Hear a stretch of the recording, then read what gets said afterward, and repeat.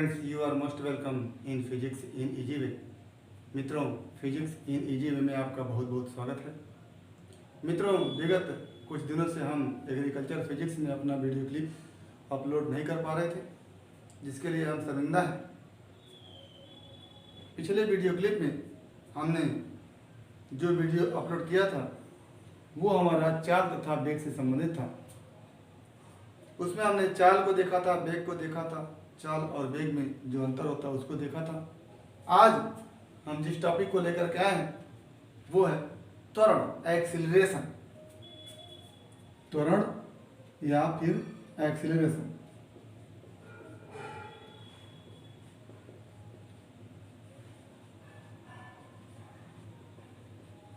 Acceleration तो कोई वस्तु गति कर रही होती है तो उसके गति की दो स्थिति होती है। एक तो एक समान गति होती है, जिसमें हम कहते हैं कि वस्तु एक समान वेग से गतिशील है, उसके वेग में कोई परिवर्तन समय के साथ नहीं होगा। यानी यदि पहले 1 सेकंड में 5 मीटर चली तो दूसरे 1 सेकंड में भी 5 मीटर चलेगी, तीसरे 1 सेकंड में भी 5 मीटर चलेगी। तो इस तरह से वस्तु लगातार समय के परिवर्तन होते हुए भी अपने वेग में कोई परिवर्तन नहीं कर रही। तो इस प्रकार की गति जो होती है वो एक समान गति होती है। और गति का दूसरा प्रकार जो होता है वो होता है त्वरित गति। यानी वस्तु के वेग में यदि समय के साथ परिवर्तन होता है तो उसे असमान गति कहते हैं और उसी को हम त्वरित गति भी कह सकते हैं। जैसे पहले सेकंड में अगर कोई वस्तु 10 मीटर चलती हो और दूसरे सेकंड में 15 मीटर चल जाए तो पहले सेकंड में वेग जो होगा वो 10 मीटर पर सेकंड होगा, दूसरे सेकंड में वेग जो होगा वो 15 मीटर पर सेकंड होगा। तो इस तरह से हम देखते हैं कि यदि वस्तु के वेग में समय के साथ परिवर्तन होता है तो कहते हैं कि वस्तु में त्वरण है। और उस त्वरण की माप जो होता है उसके वेग में परिवर्तन का समय के सापेक्ष जो दर होता है, या कह लें कि उस वस्तु के वेग में परिवर्तन एकांक समय में जो होता है उसी वेग परिवर्तन को हम क्या कहते हैं, त्वरण कहते हैं। तो हम लिखेंगे कि यदि वस्तु की गति असमान है, अर्थात वस्तु के वेग में समय के साथ परिवर्तन होता है और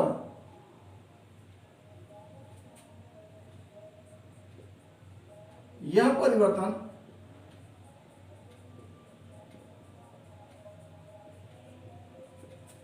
एक निश्चित दर से होता है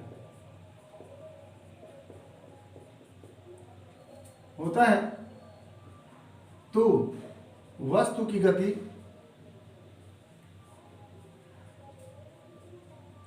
असमान एवं एक समान त्वरित गति,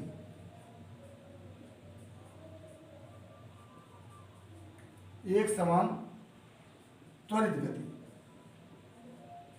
होती है।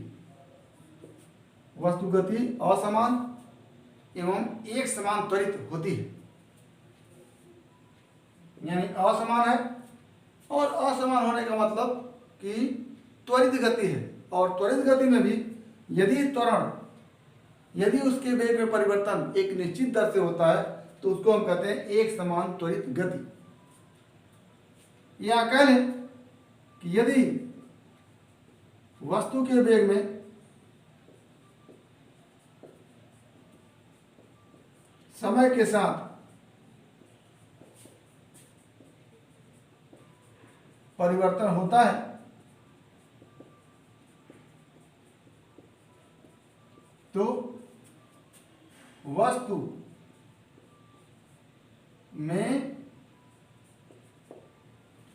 त्वरण होता है,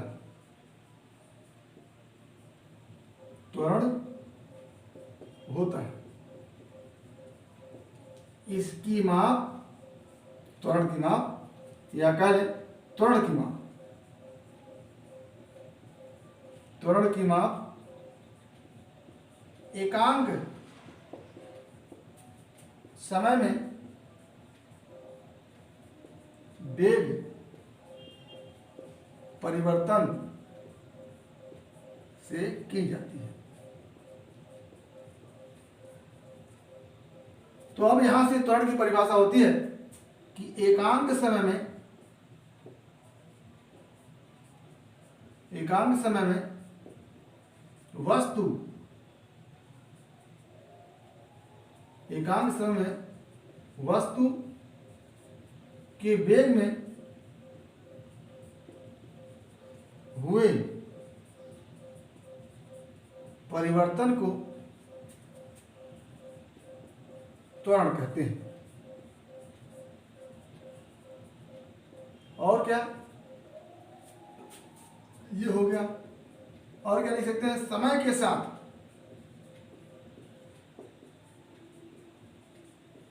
वस्तु में हुए वेग परिवर्तन को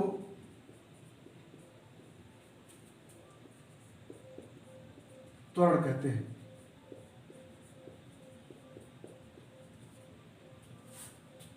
समय के साथ वस्तु में हुए वेग परिवर्तन की दर को, सॉरी,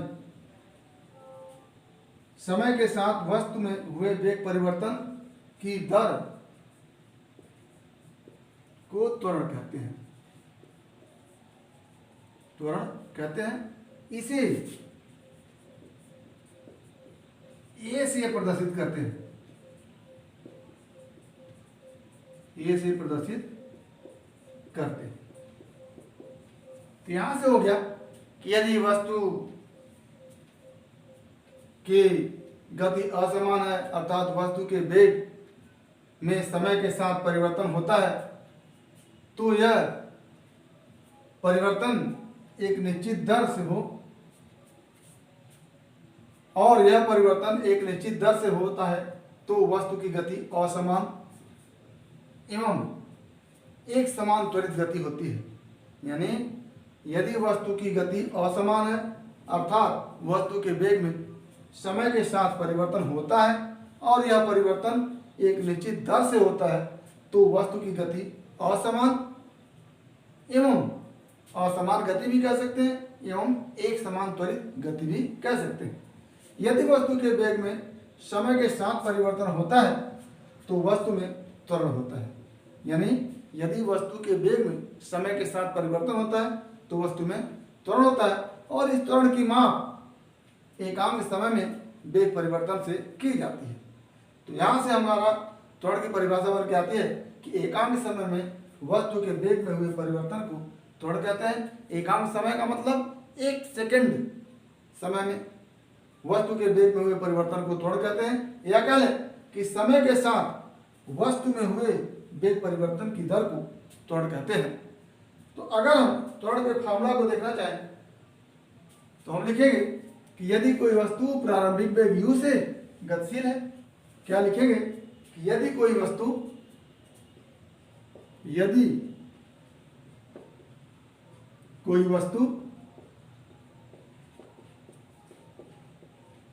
प्रारंभिक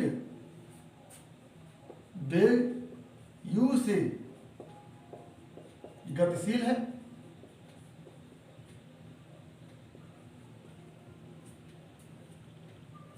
और t समय बाद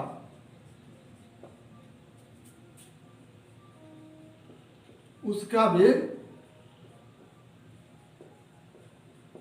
v हो जाता है,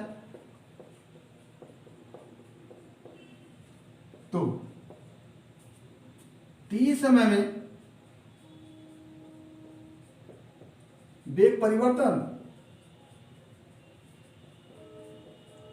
क्या हो जाएगा, प्रारंभ में वेग u था और टी समय बाद क्या हो गया, भी हो गया। तो परिवर्तन क्या हो जाएगा, अंत में जो वेग था उसमें से प्रारंभ में जो वेग था उसको माइनस कर देंगे, तो परिवर्तन हो जाएगा v माइनस यू। चूंकि हम वेग ले रहे हैं तो वेग को हम वेक्टर के रूप में प्रेजेंट करते हैं, तो क्या हो जाता है वेग परिवर्तन v माइनस यू। और 1 सेकेंड में, ये तो t समय में हो गया, 1 सेकेंड में वेग परिवर्तन बराबर क्या हो जाता है v माइनस यू बटा टी। टी समय में या टी सेकेंड में वेग परिवर्तन v माइनस यू, तो 1 सेकेंड में वेग परिवर्तन v minus you by T. और आप परिभाषा में लिखें कि एकांक समय में, उसी को 1 सेकेंड में कहते हैं, एकांक समय में हुए वेग परिवर्तन को क्या कहते हैं, त्वरण कहते हैं। तो ये 1 सेकेंड में हुआ जो वेग परिवर्तन है उसी को आप क्या कहेंगे, त्वरण कहेंगे, बराबर त्वरण। तो यहाँ से हो जाता है त्वरण को आप ए से लिखते हैं, तो ए इक्वल टू हो जाता है v minus you upon T. तो ये हमारा त्वरण का फॉर्मूला हो गया, ए बराबर v माइनस यू बटा टी। अब यहाँ से अगर त्वरण का मात्रक निकालना चाहें, त्वरण का मात्रक, तो क्या हो जाएगा, ए का मात्रक अगर निकाल लें तो v माइनस यू का मात्रक निकालिए और उसमें समय के मात्रक से भाग दे दीजिए। तो v माइनस यू का मात्रक जो होगा वही वो v का मात्रक होगा, या फिर कह लें u का मात्रक होगा, या कह लें जो v का मात्रक होगा वही u का मात्रक होगा, वही v माइनस u का मात्रक होगा। तो v चूंकि वेग है तो वेग का मात्रक क्या होता है, मीटर पर सेकेंड। u भी वेग है, उसका ही मात्रक होगा मीटर पर सेकेंड, और दोनों का अंतर v माइनस यू का मात्रक भी क्या होगा, मीटर पर सेकेंड। तो क्या लिखेंगे, मीटर प्रति सेकेंड, प्रति सेकेंड को मीटर बटे सेकेंड लिखते हैं, बटा फिर समय सेकेंड हो गया। तो क्या हो जाता है यहां से, मीटर प्रति second into second, second square. तो त्वरण का मात्रक हो गया बराबर मीटर प्रति सेकेंड स्क्वायर। ये हमारा हो गया त्वरण किस प्रकार की गति में होता है, असमान गति में या फिर कह लें त्वरित गति में। और चूंकि हमको एक समान त्वरित गति को पढ़ना है, तो एक समान त्वरित गति में त्वरण होता है, और वो त्वरण क्या होता है, वेग परिवर्तन का समय दर होता है, या समय के सापेक्ष वेग में हुए परिवर्तन का दर होता है, या कह लें एकांक सेकेंड में जो वेग में परिवर्तन होता है उसी को हम त्वरण कहते हैं।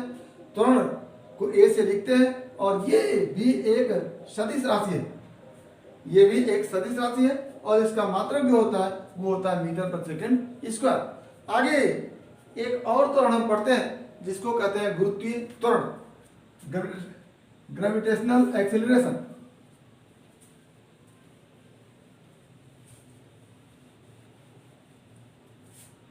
त्वरण में ही एक और त्वरण है गुरुत्वीय त्वरण।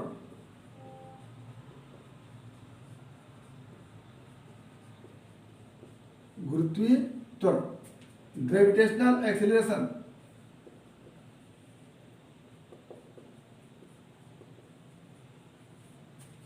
एक्सेलरेशन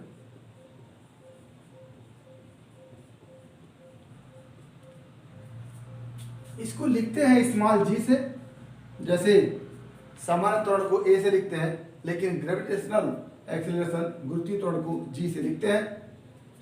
ये हमारा जी हो गया। और आपको हम बता दें कि यदि कोई वस्तु एक समान वेग से गतिशील है तो उसमें त्वरण उत्पन्न करने के लिए, या कह लें उसमें वेग में परिवर्तन के लिए हमको बल लगाने की आवश्यकता होती है। ये सामान्य सी बात है, व्यवहार में आप देख सकते हैं कि यदि कोई वस्तु एक समान गति से चल रही होती है और उसके वेग में परिवर्तन करना होता है तो हमको बाहर से बल लगाना होता है। तो अगर हम बाहर से बल लगाते हैं तो वस्तु के वेग में परिवर्तन होता है, और आप देख रहे हैं कि वस्तु के वेग में अगर परिवर्तन हो रहा है तो एक सेकंड में जो वस्तु के वेग में परिवर्तन हो रहा है उसको आप त्वरण कह लेते हैं। तो इसका मतलब ये होता है कि किसी भी वस्तु के वेग में परिवर्तन के लिए बल की आवश्यकता होती है, या फिर कह लें कि किसी वस्तु के एक सेकंड में वेग में परिवर्तन के लिए भी बल की आवश्यकता होती है, या फिर कह लें कि किसी वस्तु में त्वरण उत्पन्न करने के लिए बल की आवश्यकता होती है। या इसको हम लिखते हैं कि भी यू भी तभी होगा जब फोर्स होगा। अगर फोर्स है तो यू कहाँ बदल गया, भी बदल गया। अगर यू भी में बदल गया तो त्वरण ए बराबर लिख देते हैं भी माइनस यू अपान टी। तो अगर यू भी नहीं हुआ, यू यू ही रहा, या कह लें कि यू में कोई परिवर्तन नहीं हुआ, तो you minus you upon T कर लेंगे तो ए क्या हो जाएगा, शून्य हो जाएगा। या सीधी सी बात रिजल्ट के रूप में आप देखिए, याद करेंगे कि यदि किसी वस्तु में त्वरण उत्पन्न करना होता है तो उसके लिए एक बल की आवश्यकता होती है।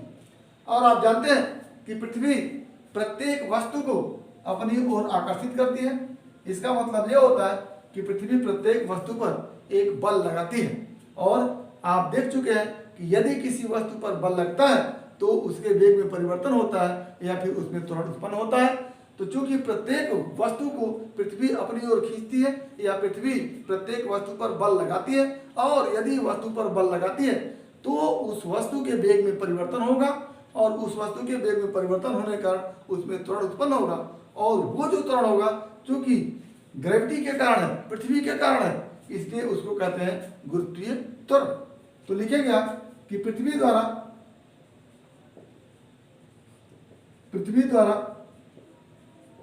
प्रत्येक वस्तु पर आकर्षण बल या गुरुत्वाकर्षण बल, डायरेक्ट गुरुत्वाकर्षण बल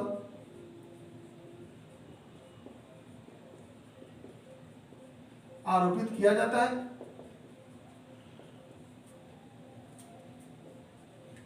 लगाया जाता है, जिससे प्रत्येक वस्तु पृथ्वी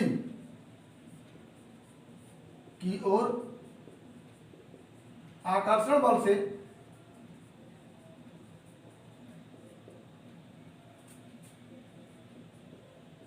खींची जाती है। इस बल के कारण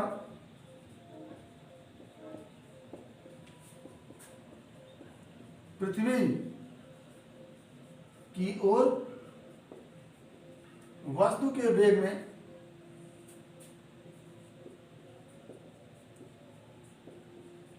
परिवर्तन होता है,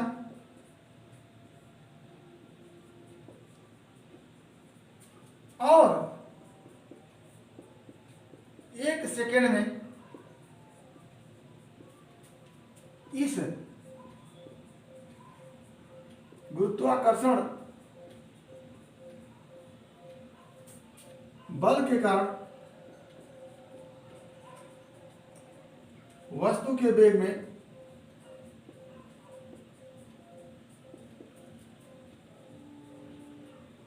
हुए परिवर्तन को गुरुत्वीय त्वरण कहते हैं।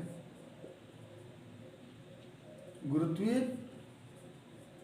त्वरण कहते हैं। इसे स्मॉल जी से लिखते हैं। तो सीधी सी बात है कि पृथ्वी के गुरुत्वाकर्षण बल के कारण प्रत्येक वस्तु के वेग में पृथ्वी की ओर परिवर्तन होता है, वृद्धि होती है। यानी वेग परिवर्तन पृथ्वी के गुरुत्वाकर्षण बल के कारण होता है।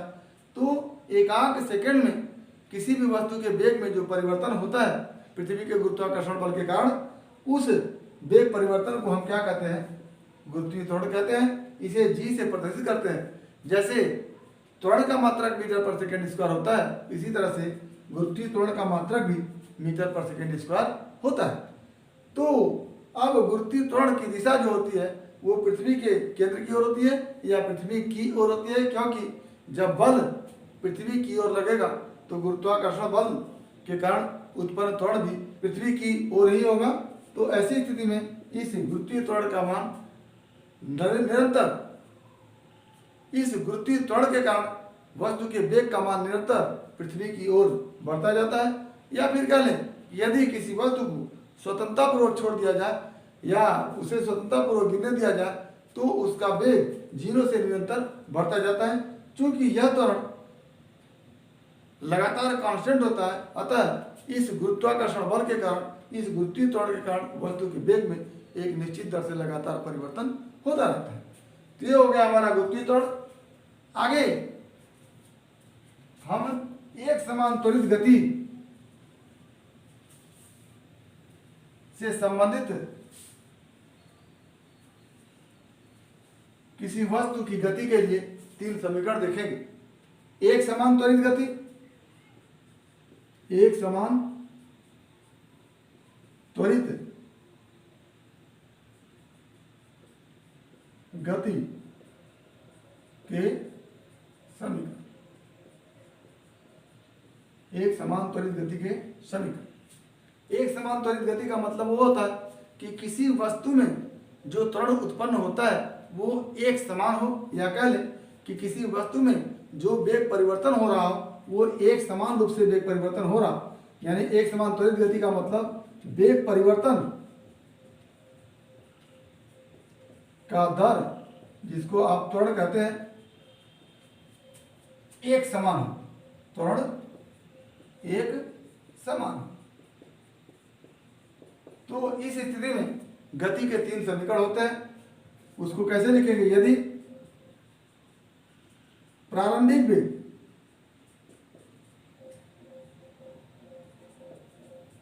u, यानी प्रारंभ में वस्तु का वेग u है, u से गतिशील किसी वस्तु का वेग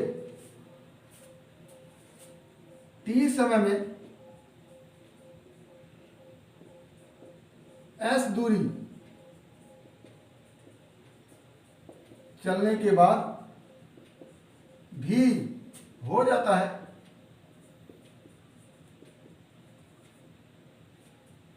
और वस्तु में त्वरण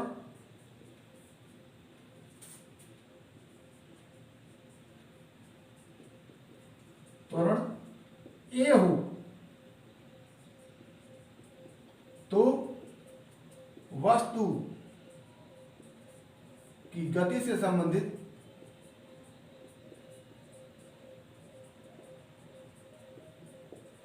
तीन समीकरण निम्न है। नंबर 1 v बराबर u plus at, number 2 s बराबर ut plus half at square, और नंबर 3 v स्क्वायर बराबर u square plus twice as। ये 3 समीकरण है और इसमें अलग अलग चर हैं। जैसे इसमें अंतिम वेग v, प्रारंभिक वेग u, त्वरण a और समय t। इसमें चली गई दूरी s, प्रारंभिक वेग u और समय t और त्वरण a। और इसमें अंतिम वेग v, प्रारंभिक वेग u और त्वरण a और चली गई दूरी s। तो इन तीनों समीकरणों के सहयोग से किसी गतिशील वस्तु से संबंधित विभिन्न राशियों को हम ज्ञात कर सकते हैं। तो यह हमारे एक समान त्वरित गति से संबंधित 3 समीकरण रहे। तो आज हमने त्वरण पढ़ा, गुरुत्वीय त्वरण पढ़ा, गति के 3 समीकरण को देखा। उम्मीद करते हैं कि वीडियो क्लिप आपको समझ में आया होगा। अगर किसी प्रकार की कोई दिक्कत है तो आप हमारे YouTube चैनल के कमेंट बॉक्स में कमेंट करके या फिर हमारे व्हाट्सएप नंबर पर कॉल करके अपनी समस्या का समाधान कर सकते हैं। यदि हमारा वीडियो क्लिप पसंद आया तो प्लीज़ लाइक करिएगा, शेयर करिएगा। साथ ही हमारे YouTube चैनल को सब्सक्राइब कीजिएगा ताकि हमारा हर वीडियो क्लिप आप तक बिना किसी रुकावट के पहुंचता रहे। आज बस इतना ही। भविष्य के लिए आपको एक बार फिर बेस्ट ऑफ लक। धन्यवाद।